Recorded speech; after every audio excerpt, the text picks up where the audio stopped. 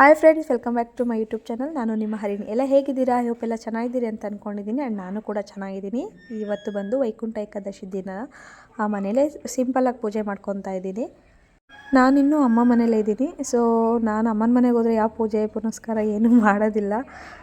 ಯಾಕಂದರೆ ನಮ್ಮ ಕಾವ್ಯನೇ ಬೆಳಗ್ಗೆನೇ ಮಾಡಿಬಿಟ್ಟು ಹೋಗ್ತಾಳೆ. ಬಟ್ ಅವಳು ಮಾಡೋಂಗಿರಲಿಲ್ಲ. ಹಾಗಾಗಿ ಅಮ್ಮ ಕೂಡ ಬೆಳಗ್ಗೆನೇ ಬೇಗ ಹೋಗೋದ್ರಿಂದ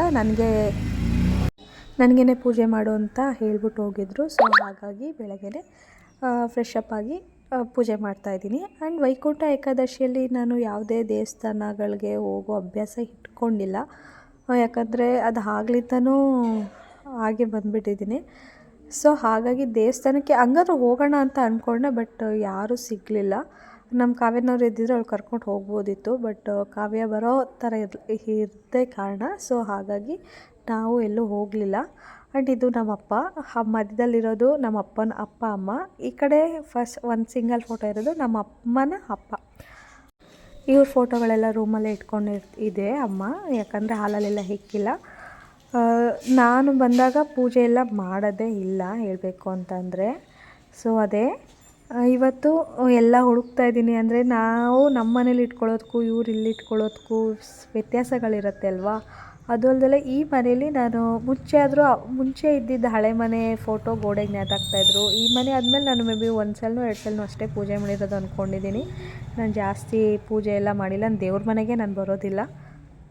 ಮುಂಚೆ ಎಲ್ಲ ಹೆಂಗಪ್ಪ ಅಂದರೆ ನಮ್ಮ ಮನೇಲಿ ಈವ್ನಿಂಗ್ ಡೈಲಿ ದೀಪ ಹಚ್ಚುತ್ತಾಯಿದ್ರು. ಬಟ್ ನಾನು ಹಚ್ಚುತ್ತಾ ಇರಲಿಲ್ಲ.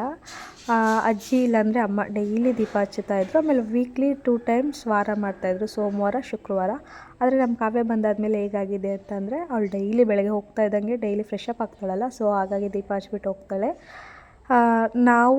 ಸೊ ಇವಾಗ ಅದೇ ರೂಢಿ ಆಗೋಗಿದೆ ಮನೇಲಿ. ಡೈಲಿ ಕೂಡ ಒಂದು ದಿನ ದೀಪ ಹಚ್ಚದಲ್ಲೇ ಇರೋಕ್ಕೆ ಇಲ್ಲ. ಯಾವಾಗಲೂ ದೀಪ ಉರಿತಾ ಇರುತ್ತೆ ನಮ್ಮ ಮನೇಲಿ. ಏನು ಆಟ ಆಡಿದೆ? ಹಾಂ, ಮಣ್ಣು ಉಯ್ಕೊಂಡು ಬಂದ? ಮಣ್ಣು ಉಯ್ಕೊಂಡ? ಎಲ್ಲೆಲ್ಲಿ ಉಯ್ಕೊಂಡೆ?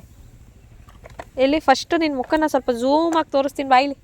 ಫೋನಲ್ಲಿ ಬಾರೋ, ಇಲ್ಲಿ ತಿರ್ಗೋ. ಇಲ್ಲಿ ಮೂಗಲ್ಲಿ ಗೊಣ್ಣೆ ಹರಿಸ್ಕೊಂಡು ಚೀ ಚೀ ಚೀ ಚೀ ಚೀ ಚೀ ಥೂ ತೋ ತೋ ತೋ ತೋ ತೋ ತೋ. ನಾನು ಇದು ನಮ್ಮ ಅತ್ತೆ ಮನೆ ಹತ್ರ ಬಂದೆ. ನಮ್ಮ ಸೋದರತೆ ಅಪ್ಪನ ಅಕ್ಕ ಇಲ್ಲಿ ಕೂತಿದ್ದಾರಲ್ಲ ಅವರು, ಅಂದರೆ ಆಶಕ್ಕ ಭಾರತಿ ಹಾಕೊಂಡಿದ್ದಾರಲ್ಲ ಅವ್ರ ಅಮ್ಮ. ಸೊ ಅವ್ರ ಮನೆ ಹತ್ರ ಬಂದೆ. ನನ್ನ ಚಿಕ್ಕವಳಿದ್ದಾಗ ಸಾಕಿ ಬೆಳೆಸಿದವರು ಇದು ನಮ್ಮ ದೊಡ್ಡಮ್ಮ. ಕ್ಯಾಸ್ಟ್ ಬೇರೆ ಇರ್ಬೋದು, ಬಟ್ ನಾವು ದೊಡ್ಡಮ್ಮ ದೊಡ್ಡಪ್ಪ ಅಣ್ಣ ಅಂತಲೇ ನಾವು ಕರೆದಿರೋದು. ಅವ್ರದ್ದು ಚಿಕ್ಕ ಸೊಸೆ ಇವರು. ಅವ್ರ ಮಗಳು ಚಾರು ಅಂದ್ಬಿಟ್ಟು ಹೆವಿ ಸ್ಟ್ರಾಂಗ್ ಇದ್ದಾಳೆ. ಅವಳು ಎಷ್ಟು ಮಾತಾಡ್ತಾಳೆ ಅಂದರೆ ತುಂಬ ಮಾತಾಡ್ತಾಳೆ ಅವಳು. ನಿಮಗೂ ಕೇಳಿಸ್ತೀನಿ ನೋಡಿ.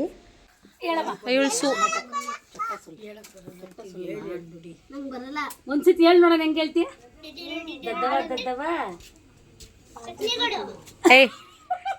ಅಮ್ಮ ಚಟ್ನಿ ಅಂತಿದ್ದಾಳ ಅವಳು. ನೀಟಾಗಿ ಹೇಳಪ್ಪ. ಹೋಗ್ರಿ ಹಂಗಾರೆ ನೋಡಿಲಿ.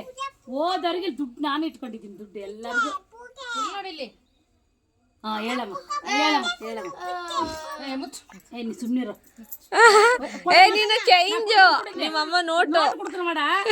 ದೊಡ್ಡಮ್ಮ ಕ್ಲೀನಾಗಿ ಕುತ್ಕೋ. ಮುಖ ತೋರಿಸ್ಬೇಕು.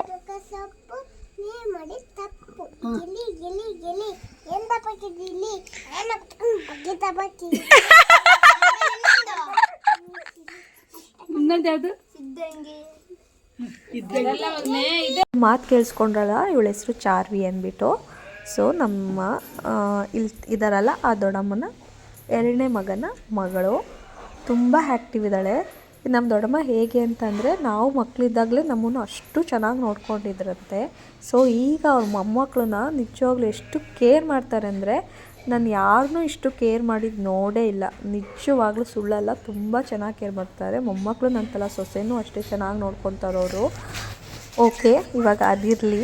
ನನ್ನ ಮಕ್ಕಳು ಬಂದು ಮಂಗ ಮಾತಾಡ್ತಾ ಇದ್ದೆ. ಇವರು ಮಂಗ ರೆಸ್ಪಾನ್ಸ್ ಮಾಡುತ್ತೆ ಅಂದ್ಬಿಟ್ಟು ನನ್ನನ್ನು ಒಳಗಡೆ ಇದ್ದೋಳನ್ನ ಆಚೆ ಕರ್ಕೊಬಂದಿದ್ದಾರೆ ನೋಡಿ.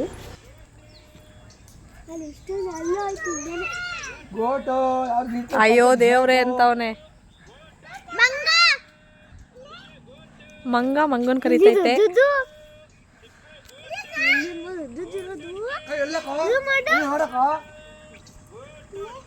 ಅಲ್ಲಿ